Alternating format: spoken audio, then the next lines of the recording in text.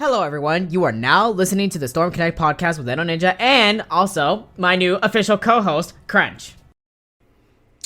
Yeah, I'm really excited to be here. I'm your new co-host, as he said. I'll be on the podcast a little more often than normal. Thanks to King's Eyes and Edo for the opportunity, and I'm pretty hyped to be on here. We're glad that you're here with us.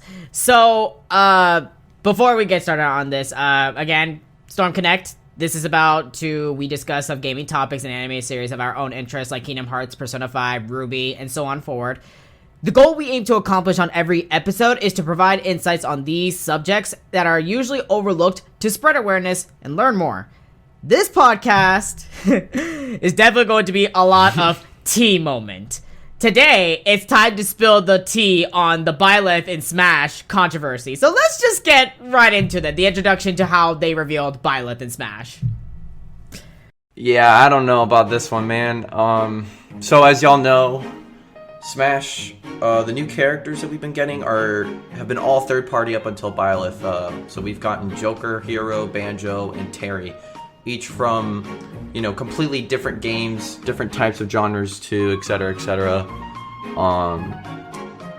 I can't lie, this direct was a little disappointing. This is not even what I expected. I mean, yeah, I expected Byleth to come out eventually, but as the final DLC character for the first Fighter's Pass? I don't know, man.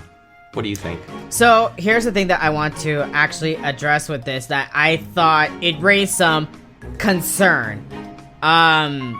When they first introduced with Joker, Sakurai mentioned that Nintendo were the ones that selected these 5 characters, and when making these selections, as people were making these requests to get in Smash, for example, Goku in Smash, he pretty much already stated that, characters that are from anime and not, video game original based, they will not be in Smash. He wants to, make sure, this is a celebration for video games.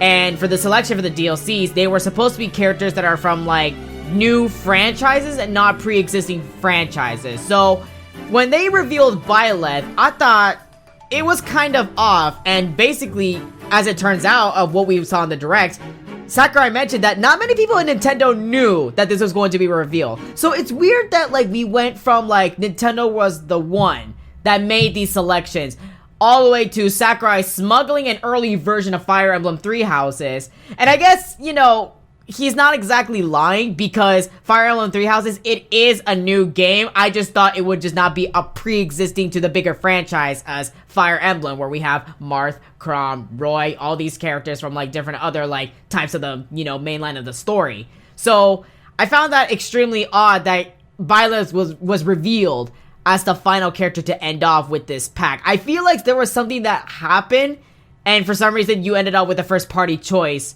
out of nowhere when we were kind of given off with this type of impression. Regardless of what this was supposed to be, it's not the fact that I have a huge problem of this character being in. It's just the fact of the information that we were told.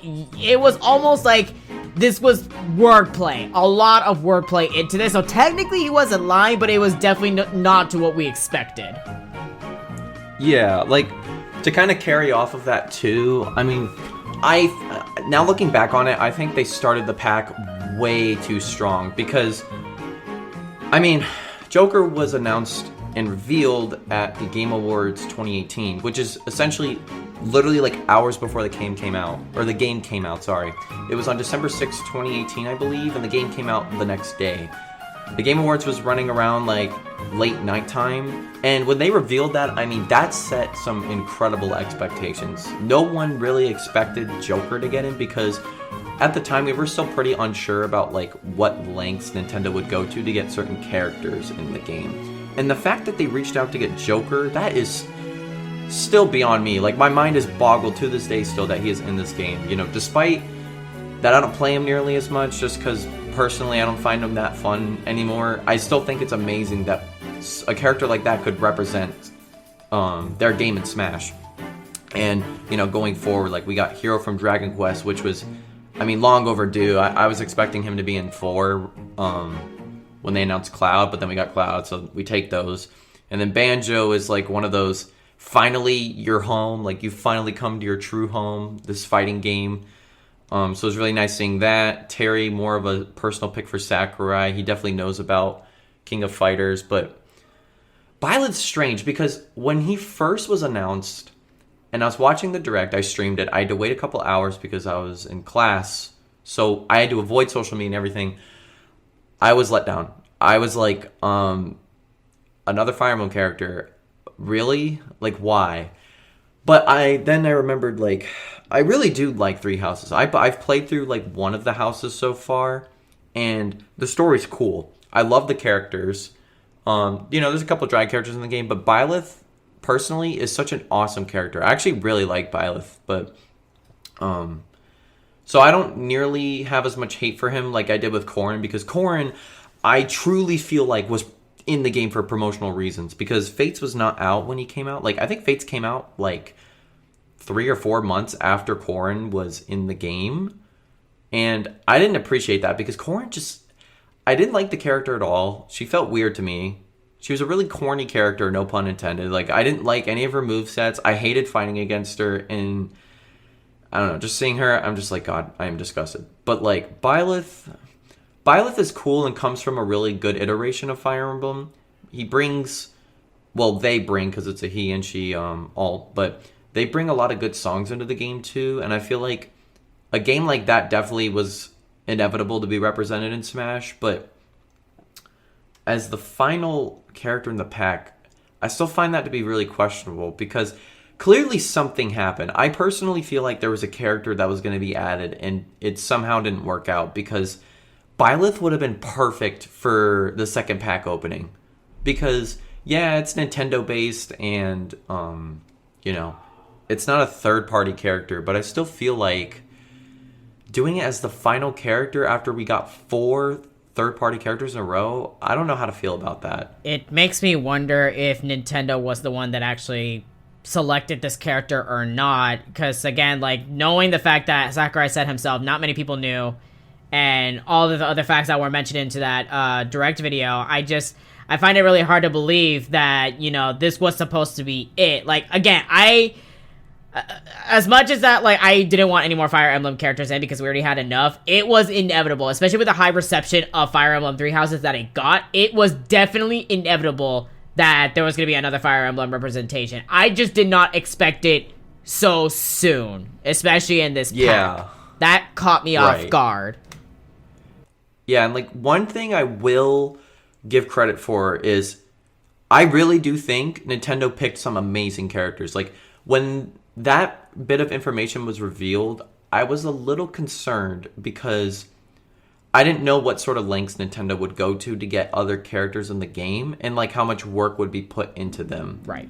But I really do think these characters are awesome. It's just Byleth as the last one is a little underwhelming. It's not a bad character to add. It's just a bit underwhelming. And then I think a good pivot to go off of that is, like, the way the community responded to it was very, very mixed. Like, I think this is probably the most mixed I've ever seen, because there was definitely, like, a definitive opinion about a character. Like, Cloud, like, oh my god, hype.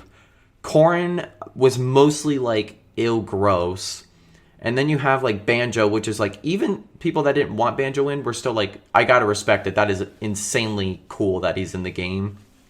But Byleth is so weird, because I have seen several opinions from different social media platforms like YouTube, Twitter, Discord. I'm not going to include Facebook because I don't really use it much, but definitely Reddit. If you guys have seen any sort of, like, bias in there, that'd be great to know too. But, like, just off those platforms that I've been on, it's also been like, oh my gosh, Byleth is awesome. I love him and her in the game.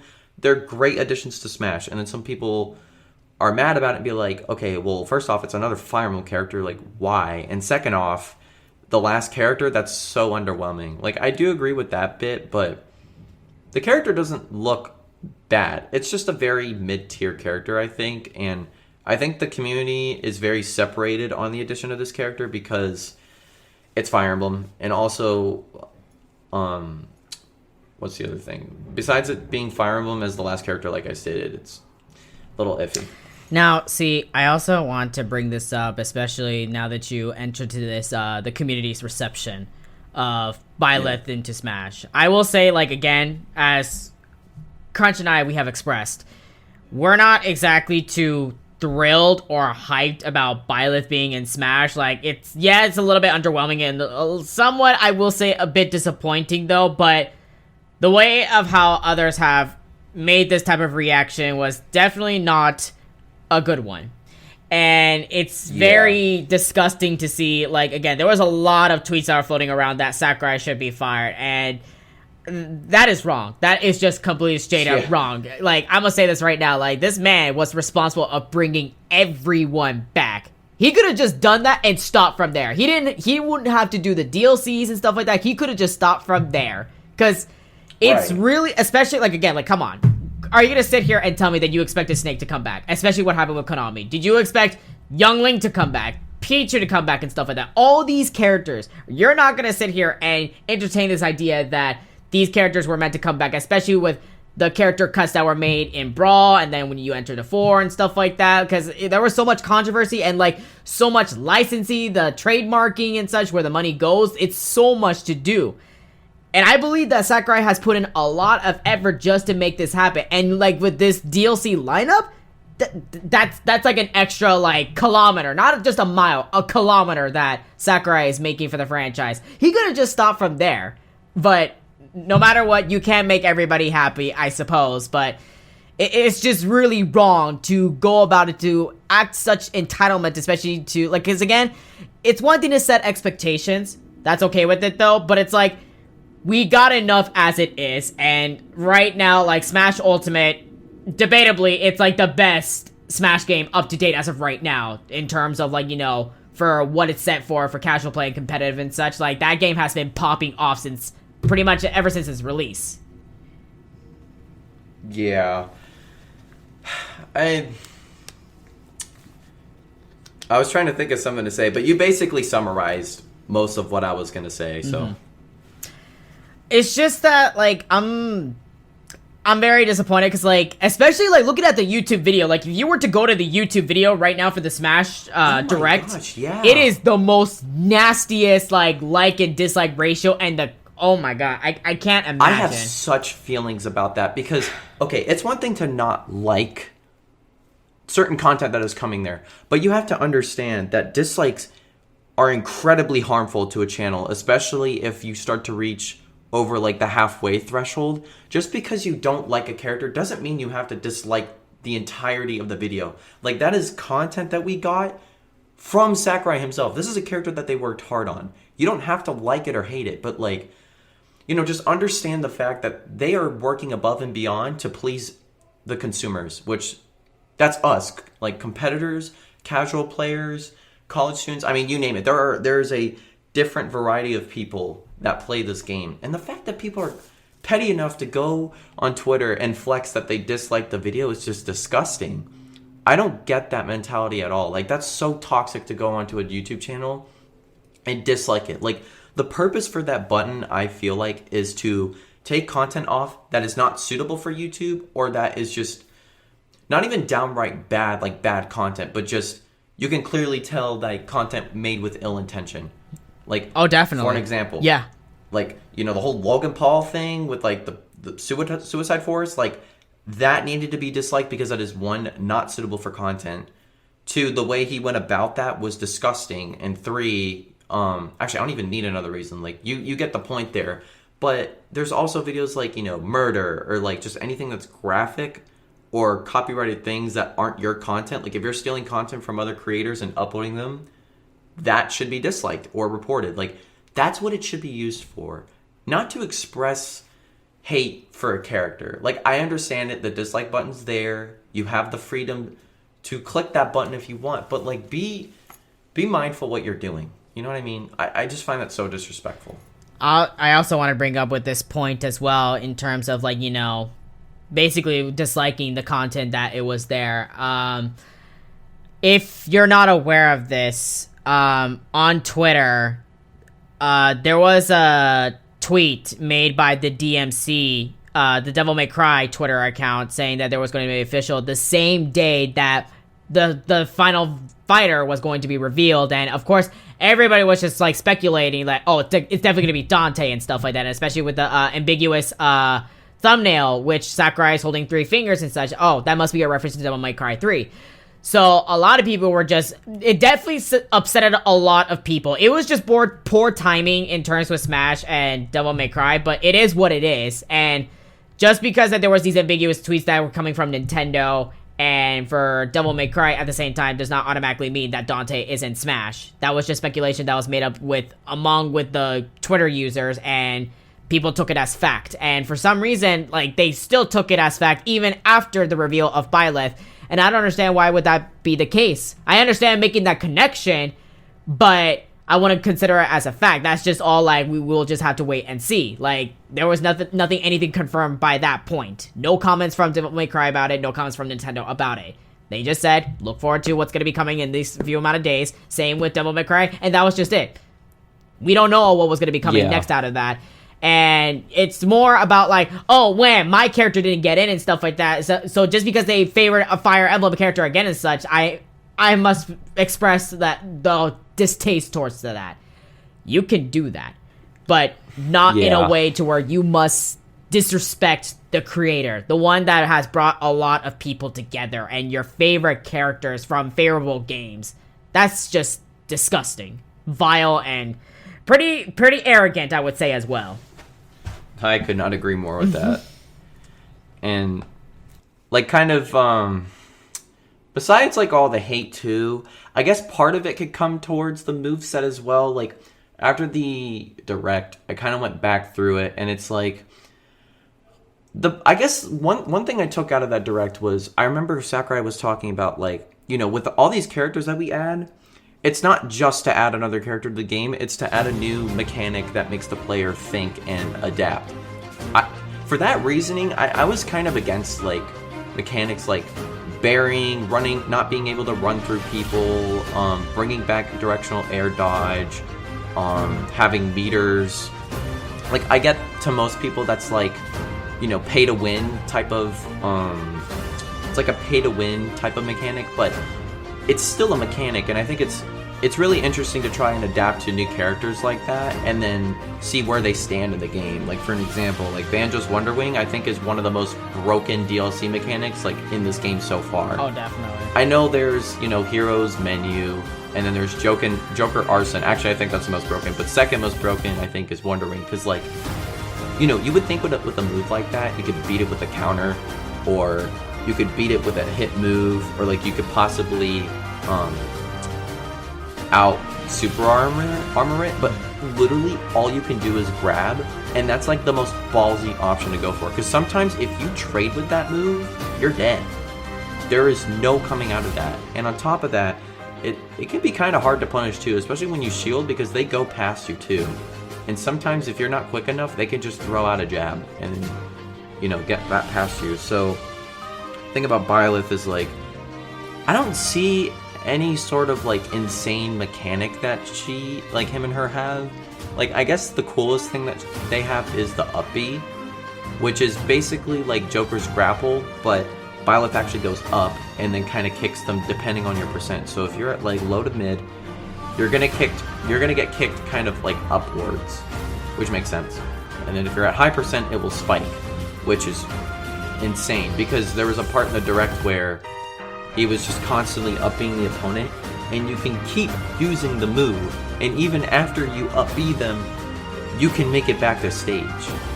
Yeah, the follow-up, yep. Which is nuts.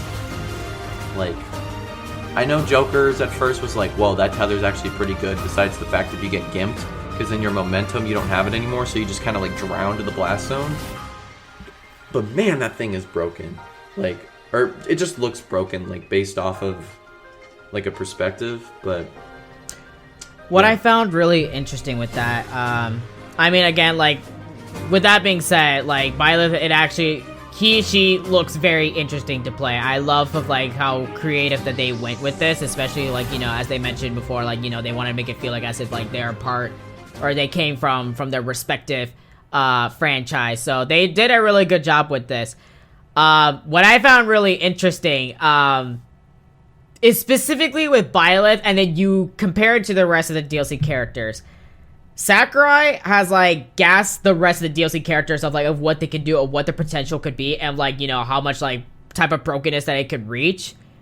Byleth, like, there is some good potential, especially to what it can do, though, but because of the time frame that he took out of it for, like, the good part of it, but then he also explained the bad part of it. He explained more of the bad side of using that sort of mechanic more than the good.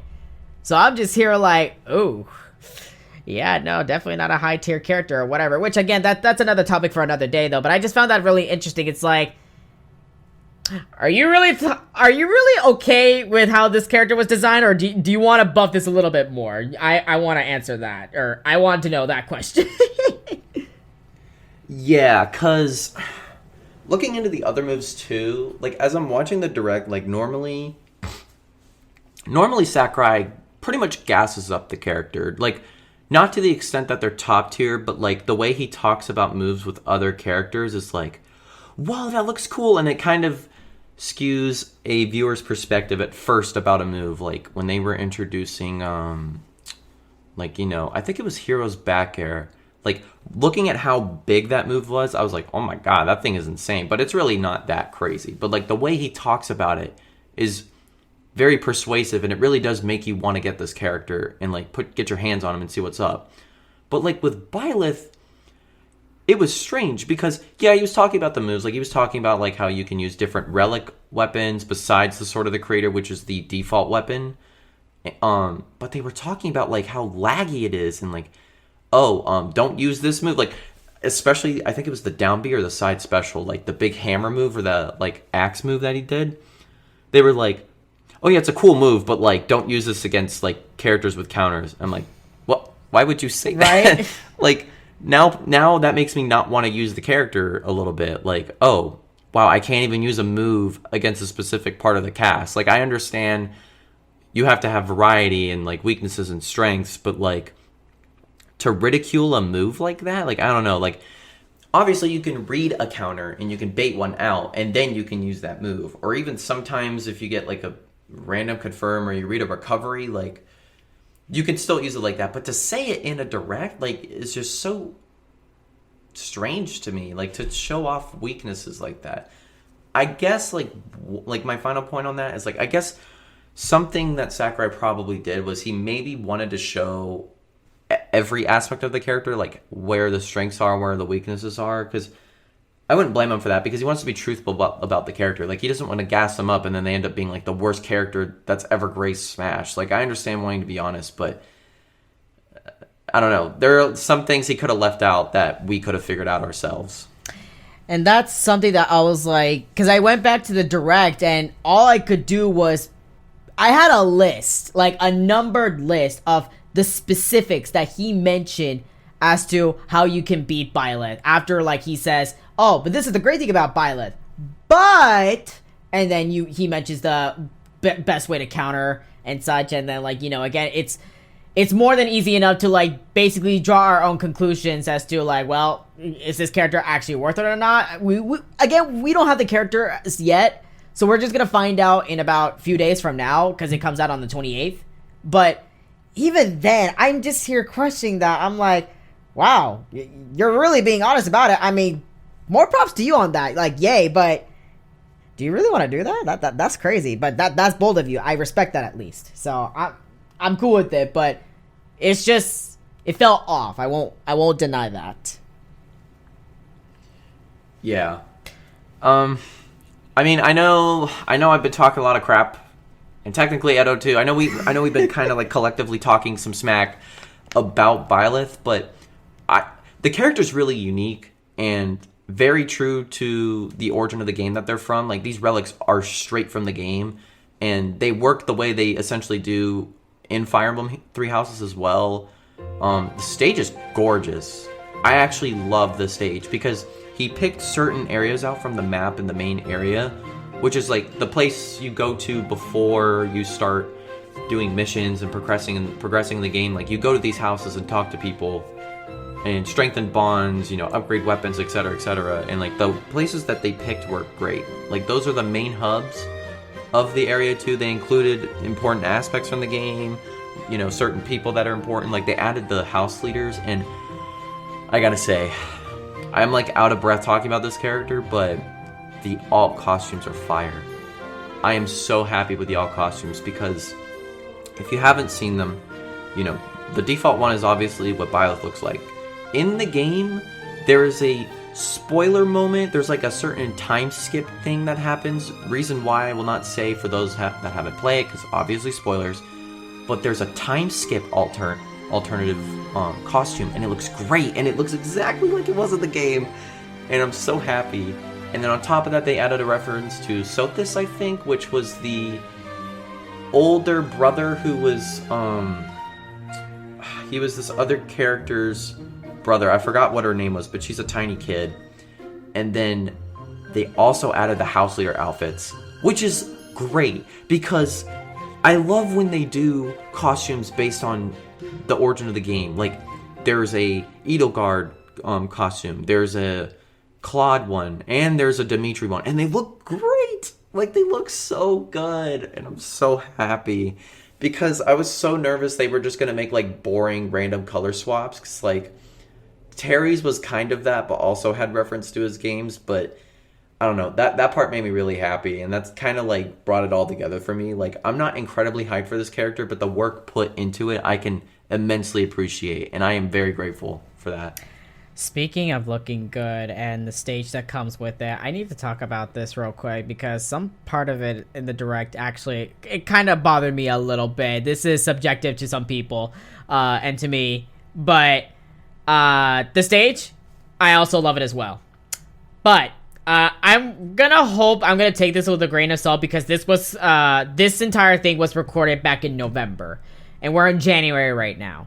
So I want to take this into account because I look at the background characters for basically the stage for the Fire Emblem 3 houses that's gonna come with it. They kind of look like plastic. I'm not gonna lie. I don't know what was going on with that. I don't know if that's like the finished product or that's just how it's supposed to be. They look, something about it looks off. It just reminds me a little bit of like the plastic Persona 5 characters in the background. So I'm just like, I'm really hoping they polished it a little bit more before the release. Like some of them look good, but there are some others like I don't know if it's just the lighting, but like there's just some of the characters where I'm just like, you guys don't look right. I don't know. The one that bothers me the most is Claude. He does not look right in that sunlight. I don't know why. There's just something about it that just looks like. I kind of agree with that too. Because it's just the sun, like, lighting reflection. I'm just here like, is that supposed to even work like that? That just looks weird. I don't know.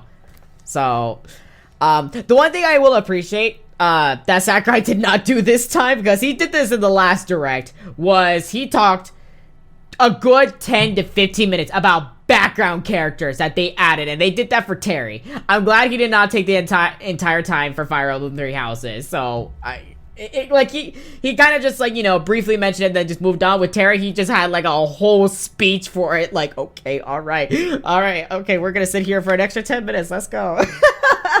But again, like, they're still, like, nice to have around and such. Like, again, they're still, like, trying to make the liveliness from that certain franchise, that Setso franchise, to, you know, complement the uniqueness of the character and the world that they're coming from out of it. So I do appreciate that much of it. So that's the only thing I really have to say regarding with the contents of coming from the world of Fire Emblem 3 Houses and Byleth. Yeah, and, like, at first I was kind of hating the whole, like, history background behind the character, but then I had to realize, like, you know, there are some new Smash players that really don't know about these characters, so I think it's really nice of Sakurai to kind of summarize the games without spoiling them, and then on top of that, like, introduce mechanics that are true to their game. I thought that was really cool, like, especially with Terry and Byleth. Like, they definitely did show some inspiration from the games when they made those characters, and I could kind of appreciate, like, the history a little more with Terry, but, like, I don't know. I'm personally not interested in Fire Emblem, like, as a whole, so I guess that's subjective, but regardless, I still do appreciate the, like, rundowns. I just wish they were a little more brief. But other than that, like, I think the directs these days are fine. So that's also another thing I want to mention as well in terms of, like, how Sakurai introduces this type of world. and what comes with the contents from this DLC pack. I do like, I also have to agree with that point that, like, he, introduces that type of way that is true to the game as well.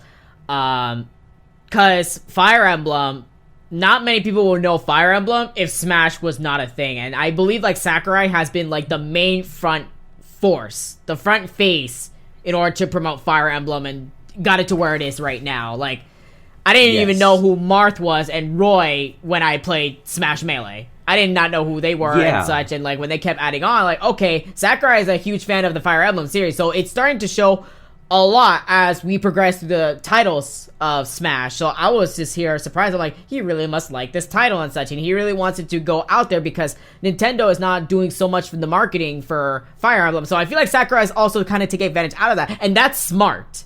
He's doing a good job at that, and especially to the high reception of Fire Emblem Three Houses, he already had a set done deal right there.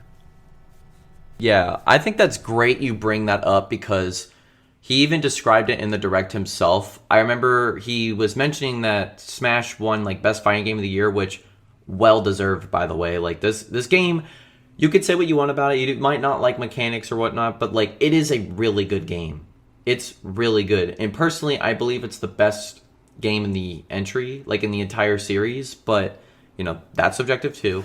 But I liked how he was describing it, like, some people are calling it a fighting game, some people are calling it casual, but rather he expressed it as a celebration of games, which is so accurate because, I wouldn't have even known about, like, half of these characters had it not been for them being in Smash. And Smash is a great game that's also popular too. Like you said, I didn't even know about Fire Emblem until I played Marth and Ike and Brawl. I didn't even know jack about Star Fox until I played Fox a little bit.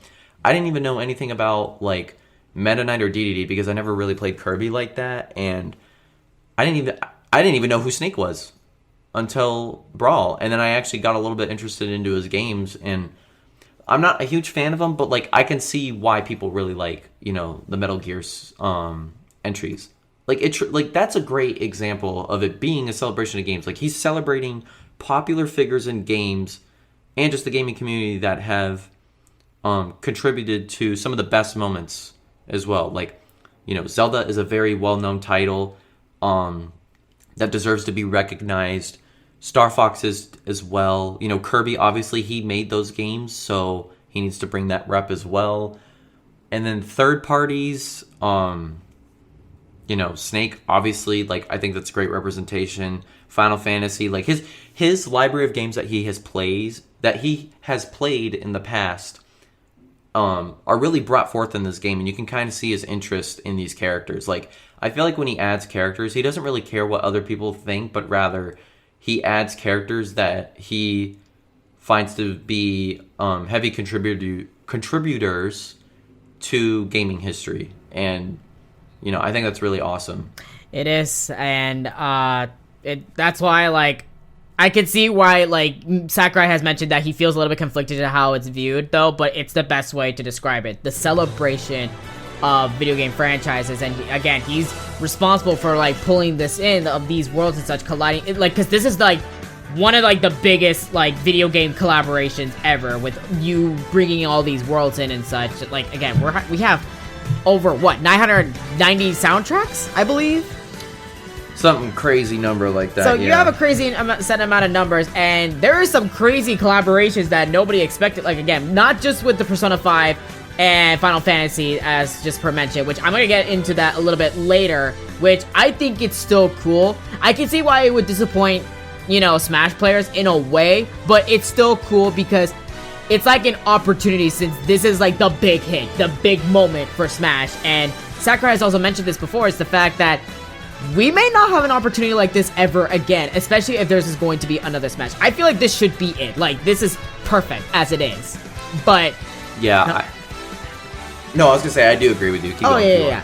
So, like, the fact that, like, he mentions that this is not the only Smash, that just brings me to a concern. It's like, I don't think I want another Smash if this is the only opportunity that we're gonna have here. I think I want to stop here. I would be okay with it. The gameplay and everything that comes with it, and especially the love and care that Smash Ultimate has received, we're done.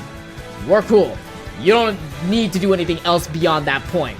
we are done here, and we would shut up. That's all. DLC, maybe, if you want to do that, but that's it. We're good.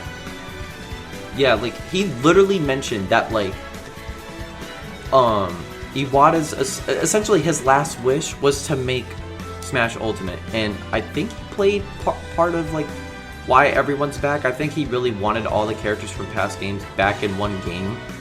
Like, I really think that if there's going to be a last game for either a long time or forever, it should be this game. And they should just continue to add on to it when they can, or just finish up with these DLC characters, because this game has so much potential, and I don't think people really understand that, you know, when you're bringing DLC into the game, you're not only getting new characters, but you're also getting the game patched. Like, problems that existed in the beginning of the game were either fixed or, you know, unfortunately some things were kind of ruined, but, like, overall, this game has been fixed up to be playable, and I do like it a lot. As much as I don't like some of the mechanics that the game does have to offer, regardless, it's still enjoyable. Like, there are characters that I love playing in this game, and that suck me into it and make me want to keep playing, essentially. But, like, you know, besides all of that, and then Violet, I just think the Mii costumes this time around were really good. Yes, let's talk about that, actually, the Mii costumes. That's actually the next one I was going to get to. Yeah, like, so last direct or direct before, I can't remember, we got Sans, and he looks like, I love these Mii costumes, like this type, because it's not just adding a, you know, like a hat or a shirt and then calling it a day. Like, these are like legitimate, like, character models. And the most recent one that was uploaded was Cuphead. Now, I know most people would probably argue, like, wham, we didn't get him as a character, but thinking about it, like, I was thinking about the origin of his game, like, the way he plays, like, all he does is shoot and move. You can just do that with Gunner. And Gunner has a wide variety of different projectiles that you can customize. And not only that, but they gave us, like, the full model for Cuphead. So it looks like you're really playing Cuphead. And I can appreciate that immensely, because it's similar to, like, it's similar to Sans. Sans is also a shooter because in his games, like, when you do fight him, he's a very projectile-based character. And he's got, like, a bunch of blasters and stuff. Same thing with Cuphead, like, he's a shooter. So, even though we are still playing Mii Gunner, like, it does feel like, it really does feel like the characters in the game. And they come with their own music, too. Like, we have freaking Mega Labania in Smash. I was memeing about that. It's a thing. Like, it just amazes me that even with, like, Mii costumes, like the new Assassin's Creed one we got, and, you know, some of the old Mega Man costumes that we got as well, like, there's work being put into them, and I can appreciate it immensely. I love the new costumes. And, you know, I understand why there are some people that see it in a way of disrespect, but I don't think it should be really seen that way. Like, that's still, like, a great opportunity to be featured in Smash. Your own creation of, like, a very, very small game compared to, like, the AAA games and such. There was an opportunity to, like, put it in a way and still make it at least feel, like, unique, as if, like, it's treated as the same way as the rest of the characters and such, you know? Seeing Sans and Cuphead, it's like, wow. And you look at them in that type of engine and how they are in the game, it's a blessing to see. It's eye candy. I just cannot express enough, especially the fact that, like, I remember seeing the statement from Toby Fox, like, he was just happy. He doesn't care if he was his own character or not. He was just happy that Undertale, his own creation, had some type of representation for it. And that's all you could ever ask for. Not just, like, a spot for, you know, as a stock character that should be revealed for the next Smash that makes people go, like, whoa. Like, honestly, seeing Cuphead, that got me more hyped for, you know, the Smash Direct than Byleth itself. It was so cool to see, like, these smaller games are actually, like, you know, getting some type of recognition. It's like, wow. So no matter what, nothing is out of Sakurai's reaches that way, and he still acknowledges it and respects it. He will still treat it with care. That's what I love about the Smash series, especially with Smash Ultimate particularly. Yeah, I gotta get that indie rep in there. Definitely. And hopefully I get to see more with that later, because I'm not gonna lie, I'm starting to get a little bit tired of seeing the Mega Man, like these lookalikes. Like, I'm sorry, like I feel like there are some ones that like I'm like, did we get this one before? Like, because I'm pretty sure that's we exactly have. what I was thinking. Like, especially like during that direct in like Smash 4, I was like, oh, awesome, Mega Man X. Oh, cool, EXE. Oh, awesome. Oh, Mega Man. Forever. Oh, awesome. Another Mega Man Sakurai, stop. Like, he just keeps going. But I mean, I guess there's different like iterations of Mega Man that are widely appreciated and respected. So I could understand why he adds it in there. That's a lot. I know. And like that also makes me think about like okay, do you remember in Smash 4 the final Mii costume was Geno? I do remember that, yes. So that's an example of kind of like a letdown costume because the way it was made is not the way that Sans and Cuphead were made. They were made as like a hat, a costume, and a blaster. Obviously they looked custom made, but like you could still see your own face, which was very unsettling. And I'm wondering if Sakurai realized that now, like, oh, ew, like that is pretty gross. Let's just actually make like a full character model. Because if Geno doesn't get into Smash, I do think he'll be a costume at some point. And even if he's just like a full, like his full models in the game, I would not mind that at all. Like that's still cool. And you're getting that rep in there, even if it's not a character. Yeah, definitely. I'm just glad. Now, I actually did not know that you brought that up as the way of how it was being treated. But now that you mentioned that, I could definitely see why that could be, in a way, a little bit, like, kind of undermine value compared to how we have right now. So I feel like they're going to continue with that momentum, and I hope that they do. Not just Mega Man. Anyways. But also, another thing I also want to bring up, I had this discussion with Crunch before we got onto this podcast. Assassin's Creed costumes. Yeah. Dude, that was so weird. I do not blame people that were struggling to recognize that it was Assassin's Creed, but like, come on, it's the hood. Like, the hood is so iconic, and like, just the costume in general, but I think it's also Nintendo's fault for like, kind of rewording it. I think at this point everybody knows that it's essentially based off of Assassin's Creed, but the title for it, instead of it, you know, like when they introduced Cuphead, it was Cuphead. When they introduced Sans, it was Undertale. When they introduced, you know, all the 500,000 Mega Man costumes that we got, it was, you know, Mega Man in their title.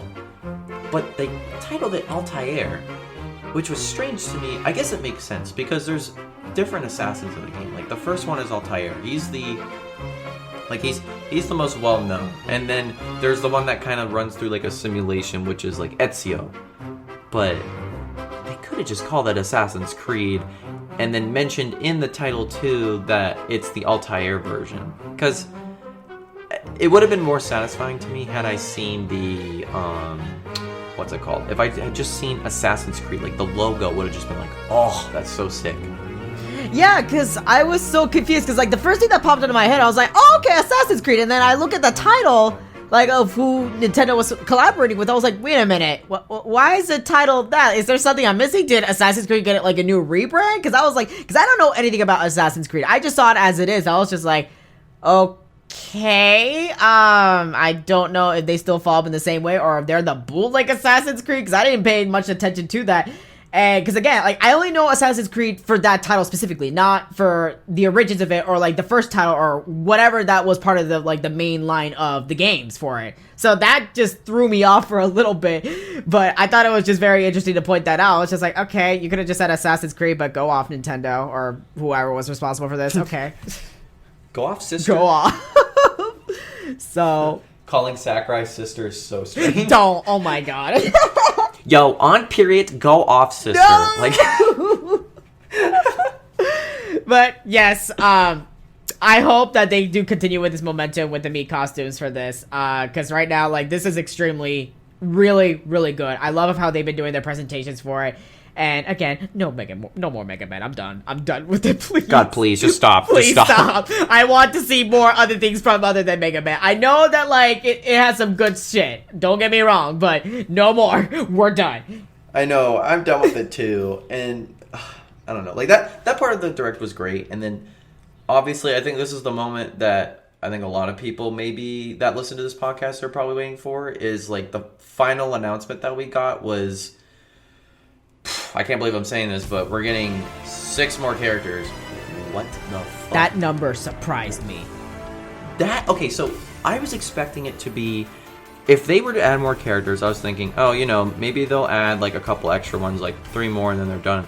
This man is adding 6 more, and the time we get them all at that point is supposedly December 31st, 2021. What? Dude, not only does that mean we are getting more characters, right? We are getting more patches, which is crazy to me, because now I have a little more hope for like fixing certain aspects of the game. And on top of that, the game is going to live for a little longer now, which is just wow. That is just so crazy to me that he's adding another character pack, which I believe he stated will still include stages and music. Yes, that's correct. It's still going to be the same way. Okay, and you're positive about that? 100%. Wow. Like, because do you remember when they first announced it on the Terry Direct, and at first we were like, oh my gosh, like, you know, more DLC characters, but there was like a side note on the bottom, and I think I misinterpreted it. At first I was thinking, oh, we're only getting the character, like, feels Batman, but like, no, we're getting the stage and more music. Like, what? And it's a lot to come out of, too, because there was not that much of that type of treatment with the rest of the characters back in Smash 4. We remember that history with it, but like with this, like they have been going off and they're working so hard for it. And that's something that really concerns me. Is Sakurai, vacation, please. I already had enough with this. Yes, please. Like I can see the bags under his eyes. Like I have a problem. That man is losing sleep. Please let him hang out with his wife. I am begging you. Please give that man some love time with his wife. Like, just send him on vacation. Bro. Force him on vacation, please. That man is so hardworking and deserves a break more than, like, anyone else that I know on this earth. Like, that man just gives to the community, no questions asked, regardless of what he gets on Twitter. He's just there to give and make people happy. And I just want to see that man rest, because it's got to be so much work. Of course. For this game. And he's even worked through like holidays and off days. Like he's sacrificed off days to make these games. Sick days like, too. At one point. I just don't like. If that were me, I would have been like, you know what? I'm gonna just take a break today. Like, no, that man was. We're sending him home. Yeah, please send that man home. He's sick. He's got the flu. So yeah, they are going to be like with packs with that, not just a character. There will be packs as well. So it's gonna be nice that there's gonna be more additions to it. So that roster and the stage list is gonna look pretty nice to look at. It's gonna be very eye candy. So that brings me to a lot more hope for some of the characters that I do believe in Smash though. But I also want to mention this as well for other people. Sakurai has made a little bit of a comment about this, but Sakurai does not give a flying fuck whether if the character is popular or not for it to be in Smash. If he finds that Setso character to have a unique style that he can incorporate into Smash, he will do it.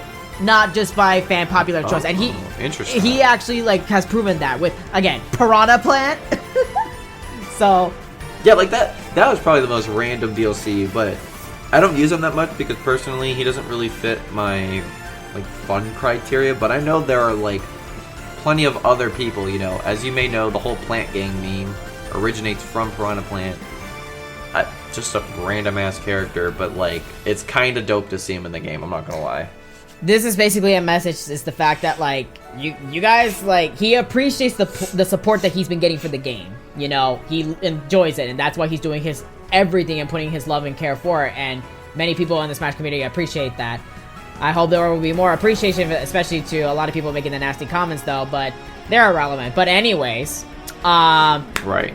My thing is the fact that, comments like, you know, bringing hope for Source for Smash, Dante for Smash, and stuff like that, I'm hoping that's not debunked right now, because, again, like, there was even, he also made a little bit of a subtle comment in that video, the recent video, is the fact that, like, you know, don't try to like make these requests and stuff like that, especially on Twitter, because they're gonna do what they want to do at the end of the day, and it's your choice to support it or not, and it's also your choice to buy it with your money or not, you know? So you don't have to play this game, you don't have to support it and such. You could just simply not purchase it, or just go off and spend your leisure time on something else.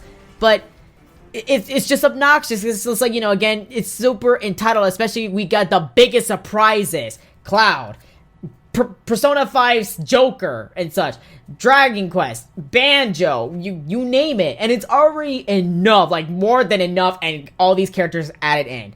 So you can't come here and tell me that Sakurai owes us jack shit. Exactly. So, but I just want to mention that right now. It's like, whether the character is popular or not, like, we just have to hope for it. Just don't harass him or the development team for it, because it's extremely wrong. I'm pretty sure if you guys were working so hard on, like, the most anticipating title for the additional content for it, you would not want to be harassed for it either. I mean, who would? Like, you're making a game for everybody, and then the next thing you least expect is just people being like, your content shit, I don't want to buy it. It's like, yeah, don't buy it. Like, that's why it's given as DLC. It's an option.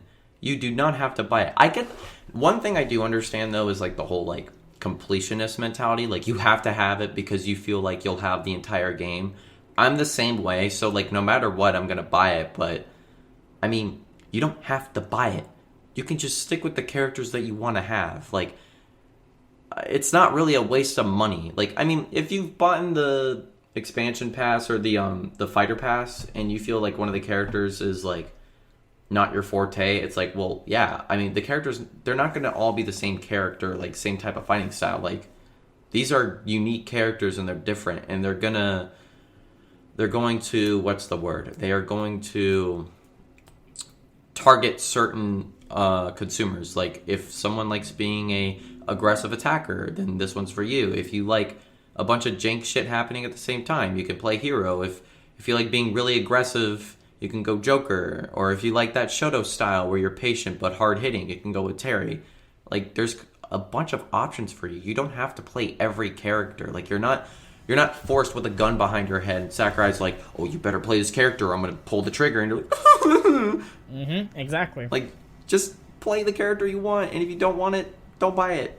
It's that simple. Yeah, and I understand that, like, it also incorporates to, like, you know, fighting against the character and competitive and stuff like that. Well, that's something that you're just gonna have to learn to deal with, especially, like, you put your interest in that game and such. And again, this is, at the end of the day, like, you have a choice to make. He also has a choice to make and such. And there is a lot of comments that were also brought up to my attention that, as well as, like, well, they should have expected this and such. And I'm like, you're completely right that they should have expected that, and they know that. That's the thing, though. It's because that they even subtly, humbly acknowledge that through Twitter and in that Smash Direct. And it's just like, again, like, that's the one thing I love, is the fact that, like, especially no matter of, like, how much, like, it can be so aggravating to receive those type of comments and the harassments on Twitter and stuff like that, they still do that with a smile and with such humbleness. And that's like, wow, that's how you kill somebody with kindness that way, especially the ones that act very entitled. That's powerful. Mm-hmm. Facts. So, other than that, I'm hoping for Sora for Smash. That just gave me a little bit more hope for it, but if it doesn't happen, I'm gonna go cry about it. But, I mean, I already got Joker, but, I mean, again, I want my boy Sora. I wouldn't be surprised if we still don't get him, because I've actually seen, like, a lot of people bug him on Twitter for that character. But, like, one thing that's kind of confused me, like, I'm not gonna lie, this is kind of confused me, is just, like, the way they bring about it on Twitter is just so gross. And also, what I was gonna say before that, though, was, like, why people hate Sora. I'm still kind of confused about that, because I get if you hate a character because you don't like their game, but some of the people that don't want him in Smash, it goes even beyond just, like, Disney's inclusion in Smash. It actually goes to, like, I don't know, it's just weird opinions. Like, some people, like, love the game, but just absolutely do not want him in Smash Ultimate. I I don't know. Like, have you seen anything about that? So what it is, I think this argument is completely invalid. It's because it's really hypocritical because, of course, like with I'm definitely gonna use Byleth as an example here.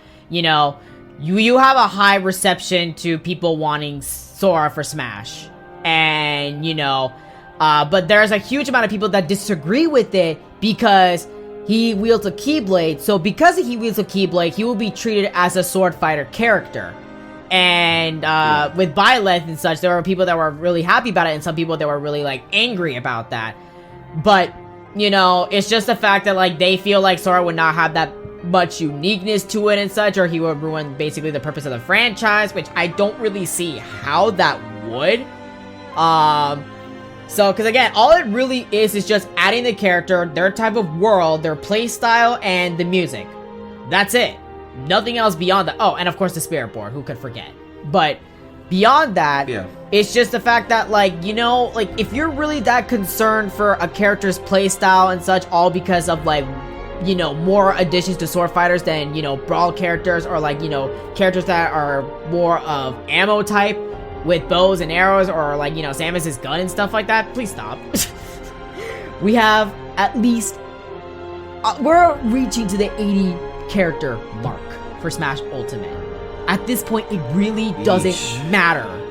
So, unless there's something that I have not been seeing, because that's the only argument that I've only seen for Sora, is the fact that he's just another sword fighter, and many people don't want that because that just ruins the uniqueness and such. They want to see something, you know, more fresh, either a whip or something just brand new. We're kind of getting that in a way with Sora, and again, if you don't believe me on that, play the games and you'll find out for yourself. Yeah. Okay. That's some good perspective you've added there. I wasn't really, like, totally well aware of that. Like, I thought people were just hating just to hate, and I guess that's part of it, but that also makes sense too.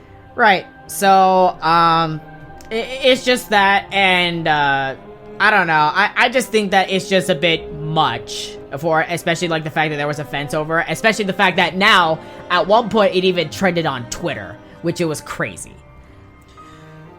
Yeah, that was unfortunate. So, but the only thing I want to say for my anticipation, hope to God, I want to bring this up with people if Sora does not get into Smash. There could be 3 reasons why. 1, it's because probably the harassment on Twitter. 2, this will most likely be the case. Disney said no, ultimately. Or 3, which you definitely need this, especially if Disney says yes, Tetsuya Nomura was the final one to say no, because he doesn't agree of how the character is going to be played out, and Sakurai wants to ensure that, though, but if Nomura doesn't feel that way, then that deal is not going to happen. It's essentially of what's being said here. Okay. I mean, I think Sakurai could come up with something, because, I mean, especially in his games, he's very, like, Sora's really cool. Like, you have, you know, magic points, there's certain form changes, limit form changes, his base attacks, like, his movement. He's got different ways you can make him. And I think either way, Nomura would be okay with it, but I don't know. Maybe they're just stingy over there. It depends, either or. It really depends, again, like, if everything goes well with the trademarking, the copyright, the music and stuff like that, and everything else that comes with it. Because I'm pretty sure, like, again, like, Nomura and Sakurai, they already had a good relationship when they started having Cloud in Smash. And if you want my personal opinion, do not take this as a fact. I feel like that was, like, the first step if we want to cross over to, like, the bigger step of Sora in Smash. Because that one's going to be a lot more difficult, especially the fact that Sora is owned by Disney, not Square particularly. But the one who created Sora is Nomura. So in a way, it's 50 with Disney, but also 50 with Nomura, because Sakurai wants to respect the creator of, you know, who created the video game character, as we all love and know. As for some people that enjoy the series, that is. But with that being said, it's basically those 3 main factors that are actually going to come with it. I can't think of anything else that would pretty much oppose with that idea. Maybe the 4th one, that Sakurai's just not interested. Maybe that's another one too, but I doubt that will be the case. It really just depends of, like, what each party envisions, if the deals can work out, and actually putting it out there. Those are basically the 3-step process that we're kind of like going through, especially like, you know, Sora is pretty much a collaborative effort between with Square and Disney. So adding Smash into that and such, it would be a bit difficult, but I'm the one that's having a lot of hope that it could happen. At least for me, it's going to complete my roster. But if it doesn't, it's okay, because I'm already happy with the roster as it is, especially Joker in Smash. That's enough for me. Yeah. So, other than that, I can't really think of any other characters that would be in Smash, because we pretty much got, like, almost everybody. Like, again, like, you want to put Dante from Devil May Cry or Nero from the new Devil May Cry, the 5th one. I don't know any other else, because it's like, you know, I can't think of, like, anything that's, like, big, or, like, Master Chief, or, I don't know, like, there's just so many ideas, and the fact that there are 6 of them, there are 6 characters that are coming, so it's like, holy crap, like, it could be anything. It could be from, like, a video game character that we probably have, again, like, Terry. Not many people knew Terry from King of Fighters until, like, it was added into Smash. So it's examples like that is going to be what's going to make the year extremely wild, and I cannot wait for it. At least that's just me. And I'm already putting in my money for Fighters Pass Volume 2. Oh yeah, that's also one thing I want to mention too, though. But I'm putting in my money for that. But not everyone else has to. And that's exactly what I like that Sakurai has mentioned. It's the fact that, like, I know it's the fact that not many people know about this, but if you really want to take the risk of, like, buying this whole set and such, you can. But you can also wait until the characters are revealed to see if you want to purchase it or not. And I like that he addressed that very well. It was done well, it was delivered nice, and I just hope people would really take that message into, you know, to the knowledge of that. Because it's all about, like, you know, again, it's crunch, as he said earlier. It's all about, like, you know, completion, having the complete roster and stuff like that. I understand that, though. But I think this man needs a lot of support, especially to how much efforts that he's putting into and how crazy that he said that he's willing to do for Smash Ultimate. That's the only reason why I'm putting in my money into it, though. But not everyone else has to. So the whole thing of feeling obligated to, don't have that type of mentality. This is absolutely your choice to do this, to make that purchase, to make that transaction. Other than that, you can't get mad at anything else except with your own self beyond that point. Yeah, I mean, that's on you if you like the character or not. Like, you're not really controlled to, or forced for that matter, to even like the character. Like, it's up to you. You don't have to do it. You don't have to buy the character. And yeah, I mean, there's not much to say about that. So all we could really say is the fact that we're just anticipating for the 6 characters, and it's a lot. And like I said, after the 6 characters, I better see a vacation. I do not want to see Sakurai making another game or more DLC content and such. But after he can do that after he takes a vacation. I don't want no 1 week, 2 weeks. No, I need 3 months, maybe 5. No, a year. I don't know, just any time for that man to go eat a bowl of ramen or whatever he eats. I don't know, just go eat your favorite food and chill with your wife and just have some fun. Mm-hmm. And don't think about this video game. Exactly. You did great. Because it's really, I like I said, I understand that, like, it's his passion and such, but, like, please just sleep. Because I was really worried about that when he mentioned at the end of the Smash Direct. I'm just like, oh my god, I'm not gonna feel good. Like, because I am supporting the series by, like, giving him the money. Because again, I personally believe Smash Ultimate deserves more than $60. That's why I'm putting in a lot of money for the DLCs and stuff like that that's being offered. Like, it's just like, this brings a lot of hype and joy out of me to see this happen. Because I love this so much. I love Smash Ultimate a lot. And I'm just happy to express that here in this podcast with Crunch about it. Me too. So, with that being said, let us know what you guys are anticipating for the next characters for Fighters Pass Volume 2. Other than that, that is going to be all for the podcast episode. If you are listening to this show on Apple Podcasts, be sure to leave a 5-star rating if you enjoyed this podcast. Hit up the Storm Connect Twitter, at Storm Connect EN, or other platforms this podcast is on for feedback on the show and such. This is Zeno Ninja. And this is Crunch, your new co-host. And we will see you guys next Wednesday. All right, take care.